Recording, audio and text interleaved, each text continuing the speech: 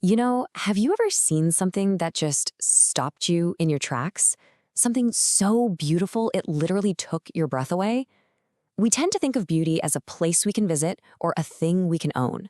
But what if the most beautiful place on earth isn't a place at all? What if it's something you experience? So when I say the most beautiful place on earth, what pops into your head? Is it a perfect sunset, with all the colors bleeding across the sky? Or maybe the insane architecture of a grand cathedral? Or hey, maybe it's a slick, modern mansion. Today, we're going to dig into an idea from an ancient king who found a totally different kind of beauty, one that completely rewired his entire life. All right, so here's our game plan. We're going to start by talking about this different kind of beauty. Then we'll get into what King David called his one thing. After that, we'll break down what it means to dwell, seek, and behold. Then we'll look at the incredible power of your focus. And we'll wrap it all up with a really simple, practical first step you can take literally today. Okay, first up, a different kind of beauty. Let's talk about the modern chase and why so often it just leaves us feeling, empty. So let me just ask you, point blank, what are you chasing right now? Is it a promotion at work, more followers on social media? Maybe it's more money or just recognition for what you do. Look, none of those things are bad. But if we're being honest with ourselves, when we actually get them, that good feeling, it fades, right? It never seems to be quite enough. This really lays out the two paths, doesn't it? On one side, you have worldly beauty. It's tangible, right? You can see it, you can touch it, but it's also temporary. It's external, and chasing it often leaves you feeling empty, always needing the next hit. But on the other side, you've got what the source material calls the presence of God. You can't touch it, but it's described as eternal. It's something that happens on the inside, not the outside. And the idea is that it's what truly makes you feel whole. So where do we find this other kind of beauty? Well, that brings us to our second section, King David's one thing. And honestly, this is such a surprising, counterintuitive answer, especially when you consider it's coming from a king who had basically everything you could possibly imagine. And this is it. This is the heart of the whole thing. From Psalm 27, David says, "One thing have I desired of the Lord, that will I seek after, that I may dwell in the house of the Lord all the days of my life, to behold the beauty of the Lord." Just let that land for a second. Out of everything he could ask for, he asked for one thing.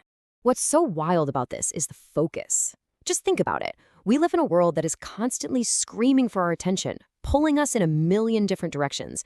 But David, he cut through all that noise and focused his entire life down to one single thing, one desire, one pursuit. That is a radical kind of clarity. And you have to remember who's saying this. This isn't some monk who has renounced all worldly goods. This is King David. He had incredible power, unimaginable wealth, massive influence. He could have asked for bigger armies, more land, anything. But he didn't. He desired presence, not more possessions. So these are some great words, but what do they actually mean for you and me today? That gets us to section 3, dwelling, seeking, and beholding. Let's decode what this lifestyle of presence actually looks like.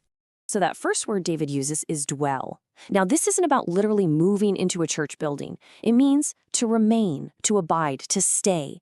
It's about a lifestyle, a constant awareness of God being with you, not just a Sunday morning visit or a desperate help me prayer when everything's going wrong. The next word is seek. Notice David didn't just say he desired it. He said, "That will I seek after." This is so key. Desire alone isn't enough. You gotta pair it with action. Seeking means being intentional. It means having the discipline to turn off the noise, even your phone, to actually turn your focus toward God. And finally, behold. David wanted to behold the beauty of the Lord. The source is really clear here. This isn't about some kind of physical appearance. This beauty is God's character, his mercy, his faithfulness, his holiness, his love. Think about it. David had seen war, betrayal, the absolute worst of humanity. And after all of that, he said this character was the most beautiful thing he had ever seen. And this all leads us perfectly into our fourth section, the power of your focus. Because there's a deep truth here that's so important. What you consistently look at, what you behold, is what you eventually become. It's a pretty simple equation, right? If you spend all your time scrolling through chaos, the 24/7 news cycle, and all the arguments online, is it any wonder that you start to feel anxious? And it works the same way with negativity. If your main diet is criticism, complaining, and focusing on everything that's wrong with the world, you start to become cynical. You see everything through that negative filter. But here's the alternative that David was talking about. If you intentionally, deliberately focus on the character of God, on what is good, what is true, what is steady, you become anchored. You find a stability inside of you that doesn't get tossed around by your circumstances. And this is maybe the most important point of all. This is not about pretending your problems don't exist. David was literally surrounded by enemies when he wrote this psalm. The presence of God doesn't promise to remove the storm from your life. What it does promise is to change you in the middle of that storm. Okay, this all sounds really good in theory, but how do we actually start doing this? That takes us to our last section, your practical first step. This is where we go from just learning about an idea to actually living it out. So our source gives us the simple but really powerful 7-day challenge. For the next week, just start your day with this one prayer.